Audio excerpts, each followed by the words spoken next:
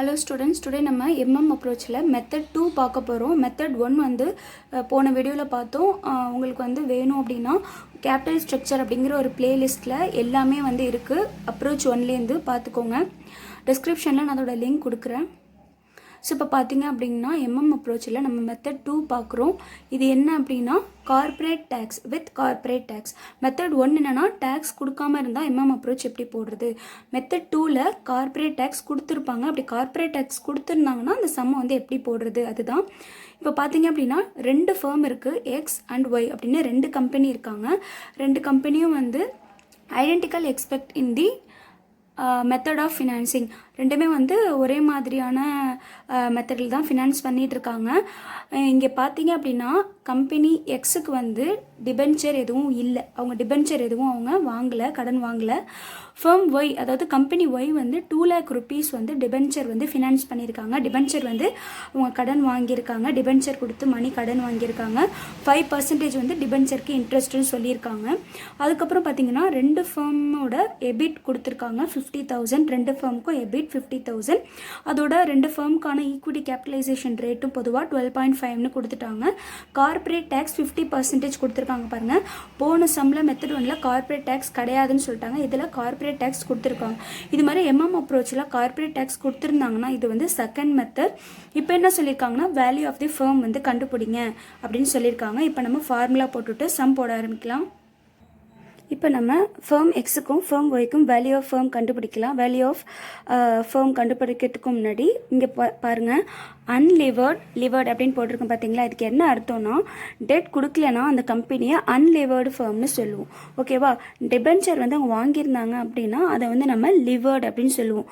Firm X வந்து has no டெட்டுன்னு இருக்கு. அவங்க டிபென்ச்சர் கொடுத்து பணம் எதுவும் வாங்கலை, அதனால் இதை அன்லிவர்ட்னு சொல்கிறோம். ஃபர்ம் ஒயில் டிபென்ச்சர் வாங்கியிருக்காங்க. ஸோ அங்கே டிபென்ச்சர் இருக்குது, அதனால நம்ம அதை லிவர்டு ஃபர்ம் அப்படின்னு சொல்கிறோம். ஓகே, ஃபார்முலா போடலாம். ஸோ இப்போ பார்த்தீங்க அப்படின்னா அன்லிவர்டு ஃபர்முக்கு நம்ம முன்னாடியே சொன்ன மாதிரி நெட் இன்கம் அப்ரோச்சுக்கு என்ன ஃபார்முலா யூஸ் பண்ணமோ அதே ஃபார்முலா தான் நம்ம யூஸ் பண்ண போகிறோம். ஃபர்ம் ஆஃப் எக்ஸுக்கு அதே ஃபார்முலா போட்டாச்சு. இப்போ நம்ம மார்க்கெட் வேல்யூ ஆஃப் ஈக்விட்டி கண்டுபிடிச்சிக்கலாம். மார்க்கெட் வேல்யூ ஆஃப் ஈக்விட்டியில் net income divide by overall cost of கேபிட்டல்னு கொடுத்துருக்காங்க. ஓகே, ஃபர்ஸ்ட் நம்ம என்ன பண்ண போகிறோம்னா நெட் இன்கம் வந்து கேல்குலேட் பண்ண போகிறோம்.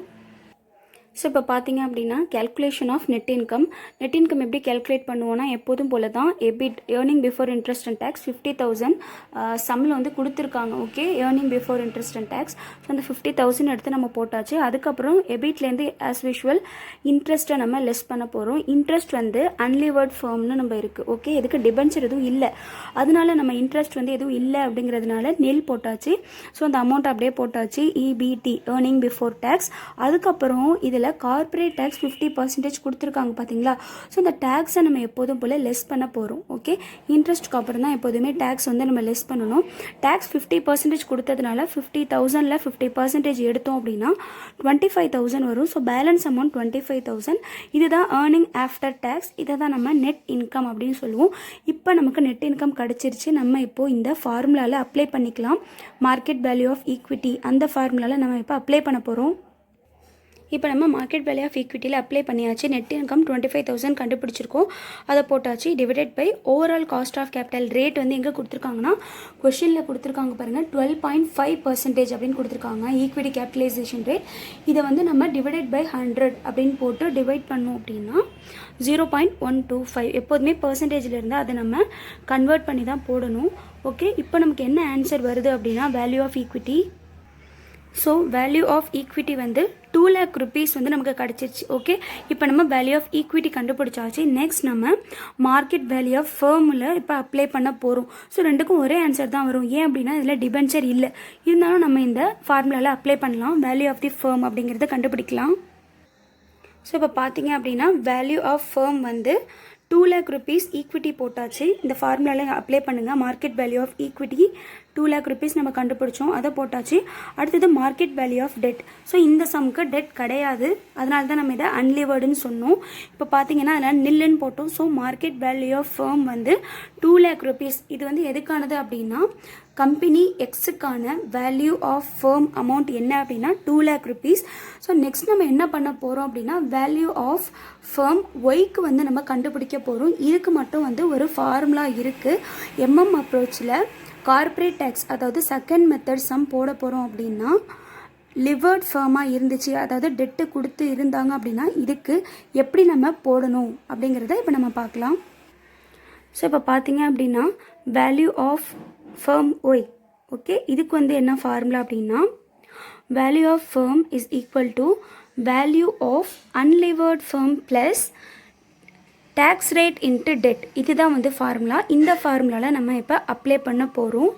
வேல்யூ ஆஃப் அன்லிவர்ட் ஃபர்ம் அப்படின்னா இப்போ நம்ம கண்டுபிடிச்சிருக்கோம் பார்த்தீங்களா, இந்த ஃபர்மோட வேல்யூ ஆஃப் ஃபர்ம் 2 lakh இருக்குது பார்த்தீங்களா, இந்த ஆன்சர் தான் நம்ம எடுத்துகிட்டு போய் போட போகிறோம். அன்லிவர்ட் ஃபர்ம் அப்படிங்கிறது ஃபர்ம் ஆஃப் எக்ஸ், ஓகே. இந்த எக்ஸ் கம்பெனியோட வேல்யூவை எடுத்துகிட்டு போயிட்டு இங்கே போட போகிறோம்.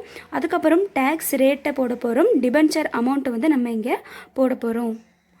இது ரொம்பவே முக்கியமானது. இதில் பார்த்தீங்கன்னா வேல்யூ ஆஃப் அன்லிவர்ட் ஃபர்மோட ஆன்சர் போட்டாச்சு. 2 lakh rupees நம்ம கண்டுபிடிச்சிருக்கோம், அதை போட்டாச்சு. நெக்ஸ்ட்டு பார்த்தீங்க அப்படின்னா plus tax rate. Tax rate எவ்வளோ கொடுத்துருக்காங்க அப்படின்னா சம்மில் வந்து 50% கொடுத்துருக்காங்க. ஸோ 50% நம்ம கன்வெர்ட் பண்ணி தான் போடணும், டைரெக்டாக 15 போட்டுறாதீங்க. 50/100 போட்டால் 0.50 வரும். இன்டூ டிபென்ச்சர் எவ்வளோ அப்படின்னா 2 lakh rupees. இதில் பாருங்கள் கொஷினில் கொடுத்துருக்காங்க ஃபர்ம் ஒய்யோட டிபென்ச்சர் அமௌண்ட் வந்து 2 lakh rupees அப்படின்னு கொடுத்துருக்காங்க. ஸோ அந்த 2 lakh rupees தான் நம்ம இப்போ போட்டிருக்கோம். நெக்ஸ்ட்டு சிம்பிளிஃபை பண்ண ஆரம்பிக்கலாம். ஸோ இப்போ பார்த்தீங்க அப்படின்னா 2 lakh rupees போட்டாச்சு. அடுத்து 0.50 into 2 lakh அப்படின்னு போட்டிங்கன்னா 1 lakh. ஸோ இதை சிம்பிளிஃபை பண்ணால் வேல்யூ ஆஃப் ஃபர்ம் ஒய் வந்து 3 lakh rupees, ஓகே. ஸோ இப்போ பார்த்தீங்க அப்படின்னா நம்ம ரெண்டு கம்பெனியோடதையுமே போட்டாச்சு. ஃபர்ம் எக்ஸோடது வந்து நோ டெட்னா அது அன்லிவர்டுன்னு சொல்லுவோம். அன்லிவர்டாக இருந்தால் எப்போதும் போலவே நம்ம போட வேண்டியதான். எம்எம் மாடல் வந்து எப்போதும் போல் ஃபர்ஸ்ட் மெத்தட் மாதிரியே வந்து அன்லிவர்டு ஃபர்முக்கு போட்டுடலாம். இதே வந்து எம்எம் மாடலில் கார்ப்பரேட் டேக்ஸ் கொடுத்துருந்து டிபென்ச்சரும் கொடுத்துருக்காங்க அப்படின்னா அதை நம்ம லிவர்டு ஃபர்ம்னு சொல்லுவோம். அந்த மாதிரி லிவர்டு ஃபர்முக்கு இந்த ஃபார்முலா யூஸ் பண்ணி தான் போடணும்.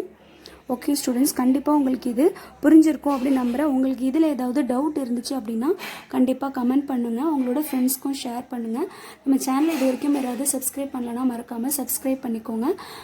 தேங்க்யூ.